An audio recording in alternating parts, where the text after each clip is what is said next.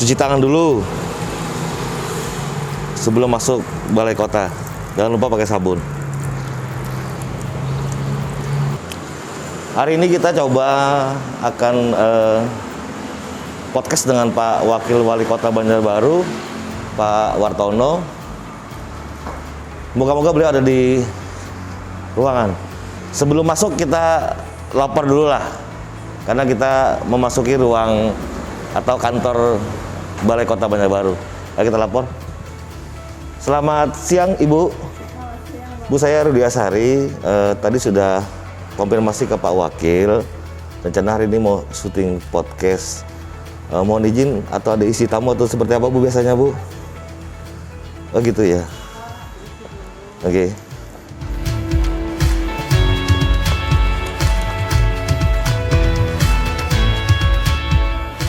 Ya, siap. Makasih Bu ya.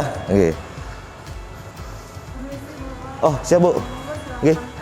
Udah ada Bapak ya? Oh, terima kasih Bu ya. Oke.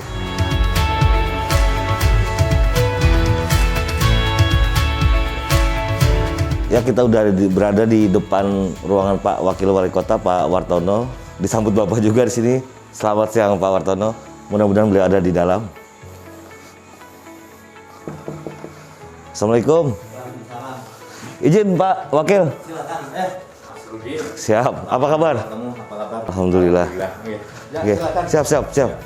Assalamualaikum warahmatullahi wabarakatuh. Ketemu lagi dengan saya Rudi Asari di program podcast suratkabardigital.com.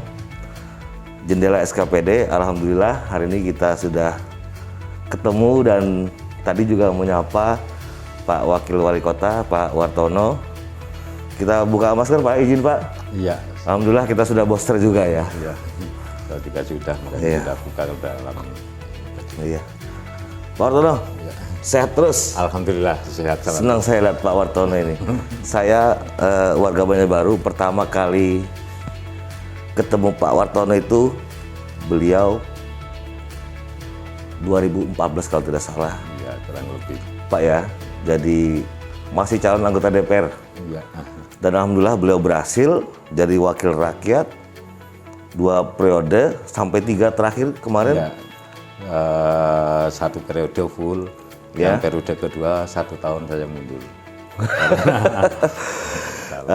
Jadi yang dulu pernah ada cerita salah satu penggemar Bung Karno, sang proklamator. Tapi kita nggak bahas soal Bung Karno kali ini Pak Wartono. Tapi di balik orang-orang pejuang-pejuang kita, tokoh-tokoh nasional kita akan membahas momen yang dalam waktu dekat ini akan kita jelang, yaitu Hari Kemerdekaan Republik Indonesia ke-77. Warga Banjarbaru, saya ingin bertanya simpel di awal ini, karena mumpung masih semangat nih Pak Wartono ini. Pak Wartono, sederhana saja pertanyaan saya, apa makna kemerdekaan bagi seorang Wartono? Bagi saya kemerdekaan itu karena dulunya memperjuangkan kemerdekaan berat, sangat berat sekali bagaimana Indonesia merdeka. Tentunya kemerdekaan itu saat ini setelah kemerdekaan itu masyarakat di Indonesia tentunya itu mengisi kemerdekaannya itu yang sudah diperjuangkan oleh darah para pejuang-pejuang tokoh dulu merdeka. Nah sekarang kewajiban kita semua masyarakat Indonesia itu mengisi kemerdekaan itu. Mengisi yang bagaimana sesuai topoksinya masing-masing. Artinya yang di pemerintahan, di eksekutif, legislatif maupun di yudikatifnya sesuai proporsi garis lurus jalan kebenaran. Bagaimana jalan kebenarannya itu? Ya tentu kita bisa menjaga terutama Negara Kesatuan Republik Indonesia. Kedaulatan itu ya. Kedaulatan itu. Nah, menjaga yang bagaimana? Orang kadang hanya bisa kita menghormati, kita bertoleransi, kita ke NKRI, tapi implementasi di lapangannya kadang tidak memahami. Jangan manis di mulut ya. Di mulut itu harapan kita itu. Iya. Kita ambil NKRI secara luas, tetapi kita kerucutkan menjadi warga Kota Banjarbaru. Nah, misalkan Banjarbaru ini adalah kota yang heterogen, Iya. yang umurnya kan belum terlalu lama, baru kemarin 23 tahun.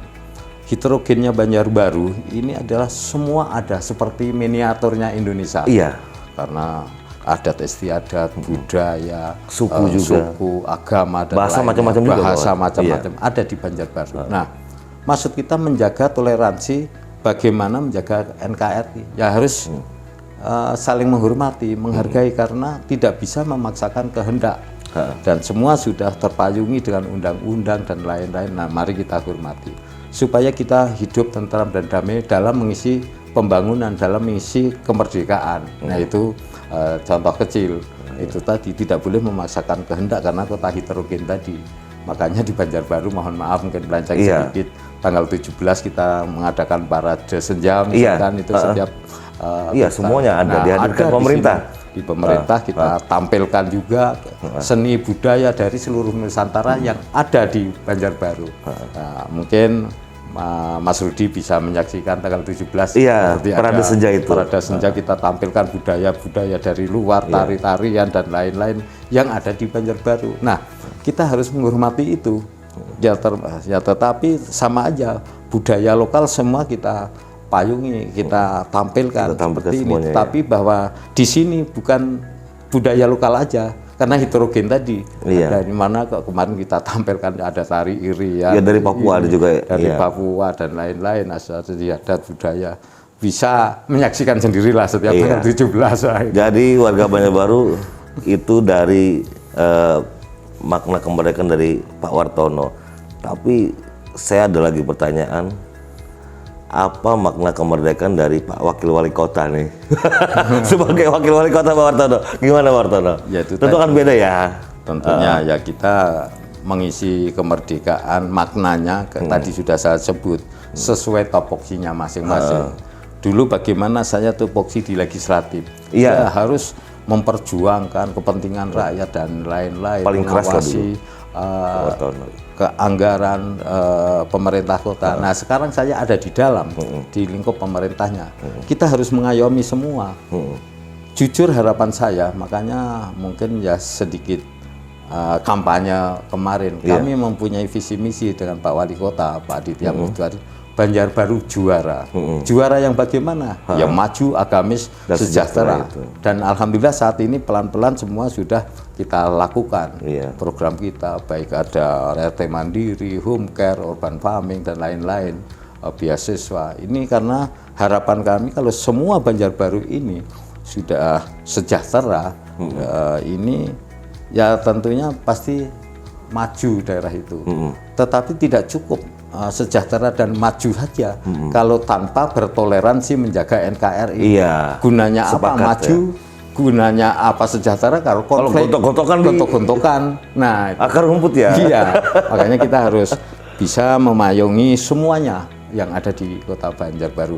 Ini adalah tugas pemerintah. Nah, itu. Intinya saling memahami, mengerti, kemudian saling mendukung gitu ya. Karena saya memahami saat ini.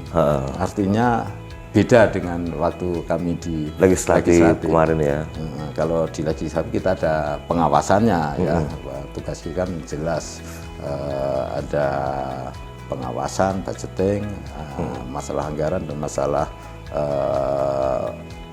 peraturan daerah untuk menggodok perda dan lain-lain. Nah, di sini nggak bisa kita, ini punya kita. Dalam ini bukan punya, karena pemerintah skopnya. Hujan deras saja banjir yang disalahkan kepala daerah. Iya Pak. Itu sudah nggak bisa dihindari. Karena begitu kemarin banjir, lihat saya kan WA-nya banyak. Gimana Pak ini drainase sebenarnya nggak becus mengurus ini. Lah kalau bisa kita berdoa jangan hujan lah. Tetapi kan nggak bisa itu. Kan? Ya tetap kita terima. Memang kita tempatnya di situ. Hujan deras banjir ya kita salah. Puting beliung ya kita salah. Artinya apalagi karhutlah ya. Ini gimana lambat ini sampai kebakaran ini. Jadi ya memang itulah resikonya. Tapi ya kita nikmati karena pengabdian itu tanpa batas. Artinya tidak harus ini ya kita harus menerima resiko-resiko seperti itu karena untuk limpahan kepada masyarakat kan kita terima gitu. Tapi ya untuk koreksi juga kan kita. Nah itu. Oke, warga Banjarbaru jadi enak sebenarnya ngobrol sama Pak War ini. Biasa santai aja. Iya, kadang saya juga istilahnya kalau Pak War agak sibuk di kantor Pak Warnya, kadang Mas Rudi di mana? Ayo ngopi-ngopi di rumah gitu kan sambil ngobrol Diskusi, santai. isu lokal Pak Warya, gimana kondisi secara umum di Banjarbaru. Pak Wartono, saya selalu tertarik dengan track record Pak Wartono. Kemarin sudah saya selalu ingat Pak Wartono cukup kritis di legislatif. Saya pikir itu adalah sebuah kemerdekaan berpendapat, mengkritisi eksekutif. Tiba-tiba sekarang Pak Wartono jadi eksekutor, Dikritisi ganti. di eksekutif, sekarang ganti dikritisi nih. Pak Wartono memaknai kemerdekaan mengkritisi pada saat Pak War jadi DPR, kemudian sekarang di eksekutif. Merdeka yang seperti apa sih? Merdeka mendengarkan saja atau merdeka dari segala aspirasi warga? Lebih besar di sini daripada di legislatif? Jauh lebih besar di pemerintah. Lebih pelik persoalan berarti? Ya pelik. Kadang kita masyarakat salah persepsi. Mungkin malah saya klarifikasi. Alhamdulillah Mas Rudi ada kesini. Ini mau merdeka klarifikasi lah. Iya, gimana Pak War? Jadi kan ini di bidang IT dulu. Artinya karena dengan bebasnya terbuka, kan kadang juga masyarakat dengan menggunakan Facebook, sosial media sosial media itu kadang tidak disaring. Kadang hoak aja kayak share. Lu kayak beneran udah kayak share terus. beneran. Iya. Padahal itu hoak. Satu. Yang dua, di pemerintah itu seperti saya sekarang ini karena berbagainya persoalan itu kompleks ya, baik dari warga, pribadi, organisasi, macam-macam kompleks. Teman-teman itu yang dulu ya mudah ya sebenarnya sekarang pun kalau ada waktu mudah aja ketemu itu. Sekarang Pak Wartono bisa ketemu lah besok itu. Insya Allah jam berapa nanti tak melihat jadwal dulu. Misalkan sekitar jam 10 lah gitu. Sore keluar rundown acara kita ya dari Prokopim, protokol pimpinan. Besok jam sekian sini membuka ini, menghadiri ini. Waktunya habis kami WA. Maaf lah, nggak bisa. Besok. Jadi lusa aja. Pas begitu lusa, saya kira kosong. Ada lagi yang lebih penting. Agenda ya. Akhirnya kawan tadi bisa aja merayu. Bahasa sini ditemui susah sekarang, nggak jadiin. Tapi kita bagi sama warga Banjarbaru. Ini saya kasih bocoran sedikit. Dulu kalau Pak Wartono malam-malam pernah cerita. Dulu Mas Rudi waktu jadi DPR itu mungkin ratusan aja WA yang masuk. Tapi sekarang itu puluhan ribu WA yang masuk. Jadi warga kadang-kadang atau teman kerabat Pak War kalau agak telat di respon, mungkin beliau ya 10.000. Saya ngecek sendiri, dikasih lihat sama Pak Wartono, memang ribuan, ada pernah sampai 10.000 lebih. Makanya kami mohon bukan nggak peduli Pak War ya, bukan nggak respon sudah jadi ya. Pertama kalau grup ya, terus kami hampir tidak bisa memonitor lagi, karena dengan mungkin kurang lebih 50 grup itu ya ada. Tok sebentar aja. Sehari kita acara ya, misalkan berangkai tidak megang HP, sore selesai buka nggak mungkin. Jadi yang kami prioritaskan kadang yang japri-japri itu. Makanya kadang mohon maaf kalau ada masyarakat saya balasi tengah malam jam 1 jam 2 malam itu waktu saya kadang membuka ini. Jadi bukan tidak respon lagi ya, tidak, hanya nggak memungkinkan di waktu. Di samping itu kadang acara saya sudah menahan diri untuk tidak pegang HP kan, itu kan kurang etis kan. Nggak enak sama yang acara kan. Nanti kadang nggak dibalas-balas, low respon. Aduh, kalau nggak tahu posisinya. Kami sebenarnya ya ingin juga, karena kalau jujur kalau waktu di legislatif kan memang ada waktu juga kan, agak banyak waktu untuk membalasi apa. Kalau di sini ya itu tadi.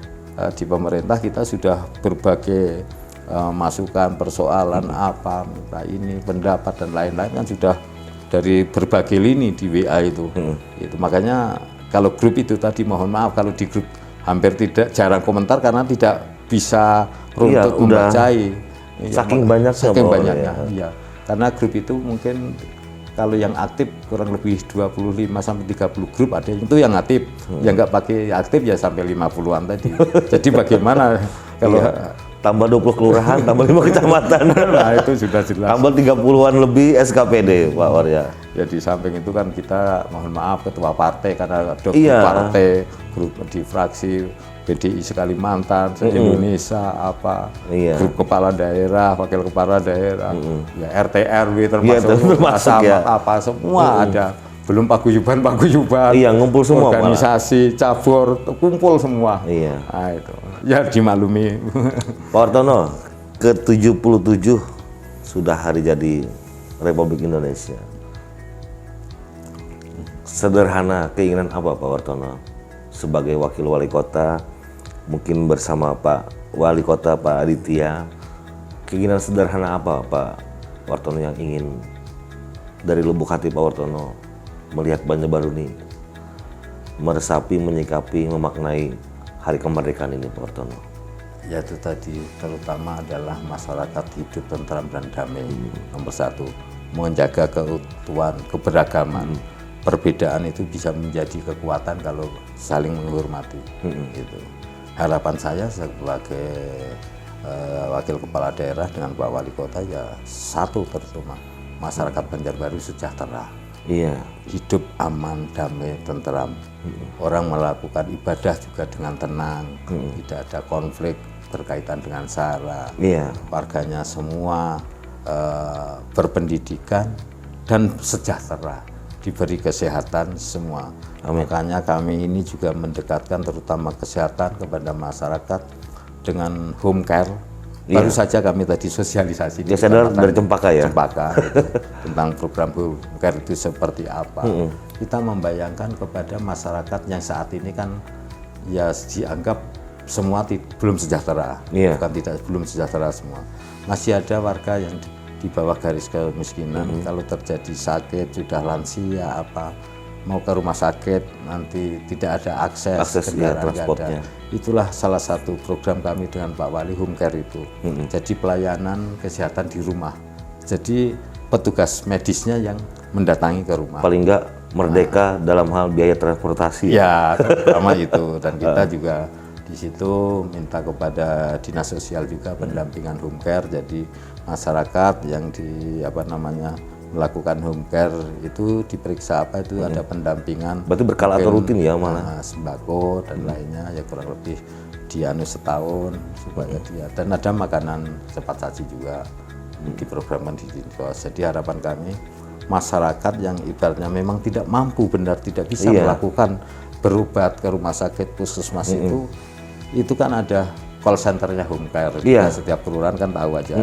Nah, sampaikan di situ. Nanti kalau si sore malam pasti esok ada datang petugas. Langsung disamperin petugas iya, gitu ya? maksudnya datang ke rumah. Yang penting calling dulu call Calling, center. ya pendaftaran ini alamatnya sini, namanya sini, dan lainnya. Pasti direspon. Makanya tadi dalam sosialisasi kami sampaikan ada masyarakat yang kurang memahami.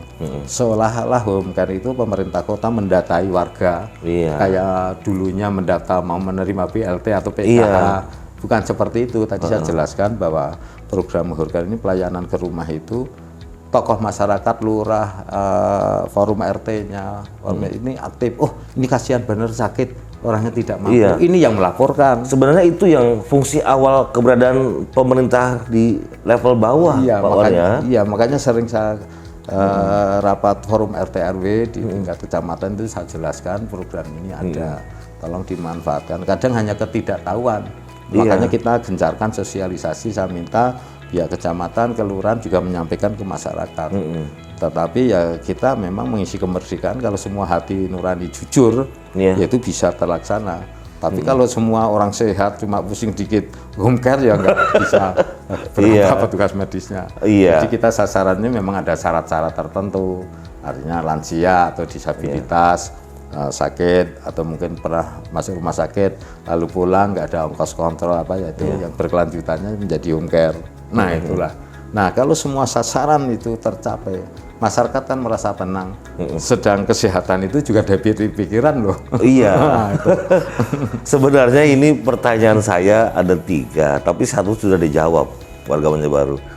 kemerdekaan di Banjarbaru khususnya di sektor kesehatan, pendidikan dan infrastruktur termasuk layanan publik. Ternyata Pak Wartono sudah ngejawab soal kemerdekaan di sektor kesehatan.